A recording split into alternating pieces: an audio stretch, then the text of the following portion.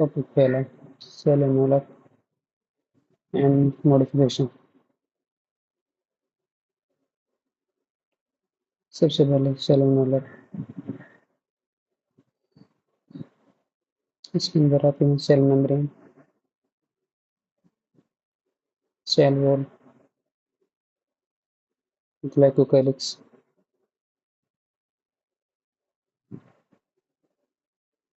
ये inside to outside है। ये जो सेल एनवलप है, ये प्रोकैरियोट्स की बात कर रहे हैं। सबसे पहले सेल मेम्ब्रेन, तो ये सिलेक्टिव परमेबल होती है।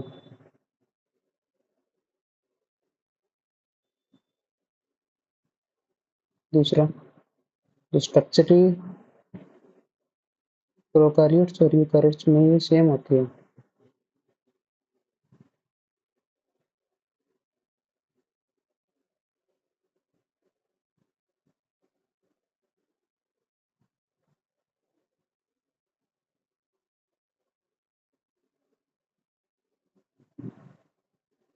तीसरा, सिलेक्टिव परमेबल का मतलब जो है, सिलेक्टिव परमेबल की जो प्रॉपर्टीज के अंदर आई है, ये किस वजह से आई है? ये आई है कैरियर प्रोटीन्स की वजह से और चैनल प्रोटीन की वजह से। कैरियर प्रोटीन जो है वो फैसिलिटी डिफ्यूजन करता है, और चैनल प्रोटीन में सिंपल डिफ्यूजन से पार्टिकल हाई कंसंट्रेशन से लो कंसंट्रेशन की तरफ मूव करता है। जो प्रोटीन्स होते हैं ये सबस्ट्रेट स्पेसिफिक होते हैं, और प्रोटीन की जरूरत इसलिए पड़ी क्योंकि पोलर मॉलिक्यूल को सेल मेम्ब्रेन अलाउ नहीं करती है अपने अंदर से बाहर या फिर बाहर से अंदर पास आउट होने के लिए पोलर मॉलिक्यूल्स को प्रोटीन्स की रिक्वायरमेंट मस्ट है। दूसरी सेल वॉल की बात करें तो सेल वॉल स्ट्रक्चरल सपोर्ट देती है। दूसरा, ये सेल को प्रोटेक्ट करती है बर्स्ट आउट होने से।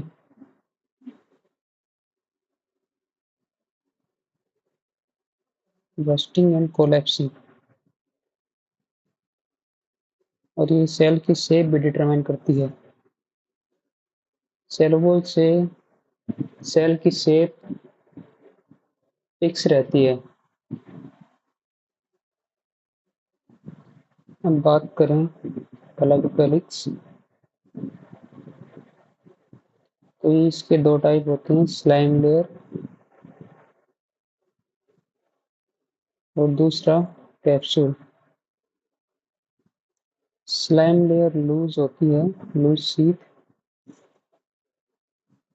कैप्सूल थिक होता है एंड टफ होता है, और ये वाला जो है ये टाइटली बाउंड होता है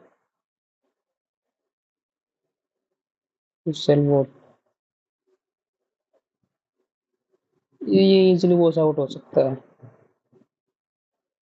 जबकि ये एक फिक्स लेयर टाइट लेयर होती है और थिक लेयर होती है और टाइटली बाउंड होती है।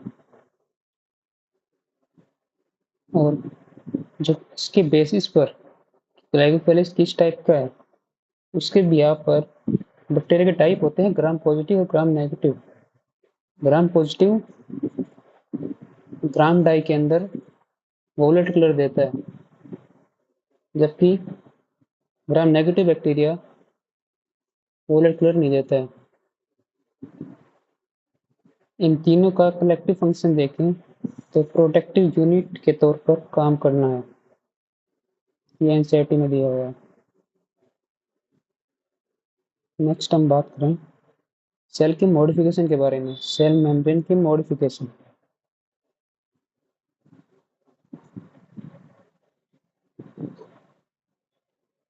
सबसे पहला है मीजोसोम। ये एनालोगस टू माइटोकॉन्ड्रिया है।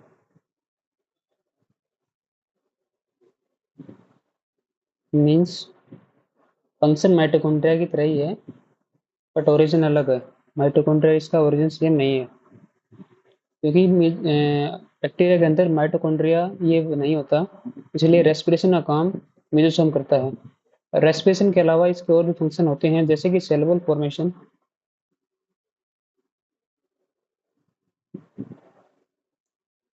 DNA replication and distribution to daughter cell,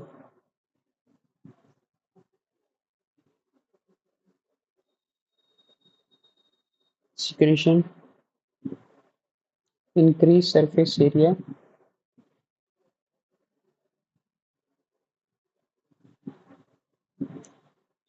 और रेस्पिरेशन तो बता ही दिया था मैंने।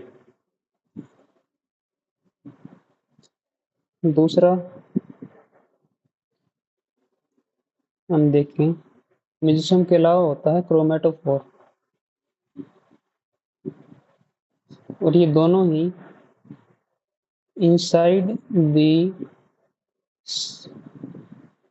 ये दोनों का जो एक्सटेंशन है वो साइटोप्लाज्मा की तरफ होता है, एक्सटेंशन टुवर्ड्स साइटोप्लाज्म। क्रोमेटोफोर का काम होता है, ये क्लोरोप्लास्ट के एनालोगस होता है, यानी कि जो काम क्लोरोप्लास्ट यूकैरियोट सेल के अंदर करता है वही काम प्रोकैरियोट्स के अंदर क्रोमेटोफोर करता है, यानी कि फोटोसिंथेसिस करना, क्योंकि इसके अंदर भी पिगमेंट पाए जाते हैं, इट कंटेन्स पिगमेंट।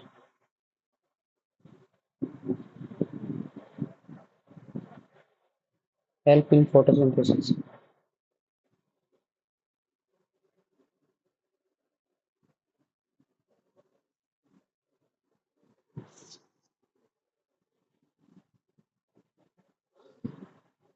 अब बात करते हैं सरफेस स्ट्रक्चर के बारे में। सरफेस स्ट्रक्चर्स, पहला सरफेस स्ट्रक्चर है flagella.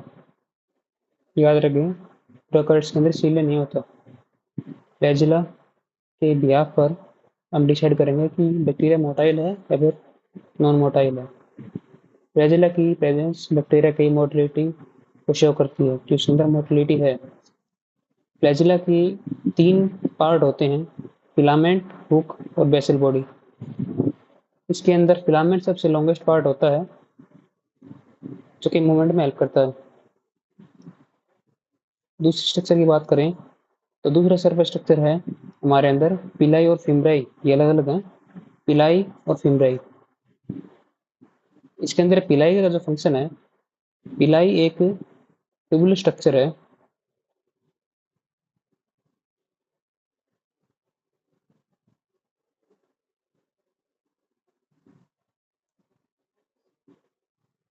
Made up of protein.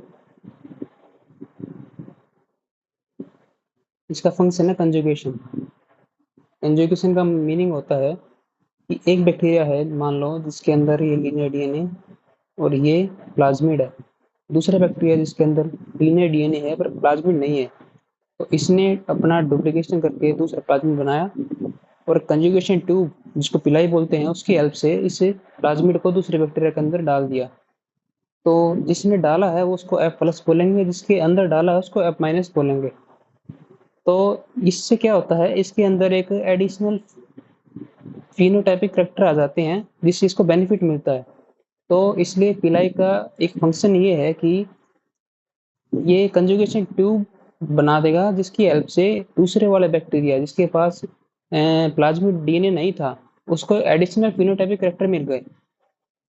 इसका एग्जांपल दे सकते हैं अपन, एंटीबायोटिक रेसिस्टेंस प्रॉपर्टी होती है मान लो प्लाज्मिड, इसके अंदर, प्लाज्मिड के अंदर, तो इसके अंदर पहले नहीं थी वो, अब इसके अंदर आ जाएंगी, क्योंकि इसने अपना डुप्लीकेशन वाला डीएनए इसको दे दिया।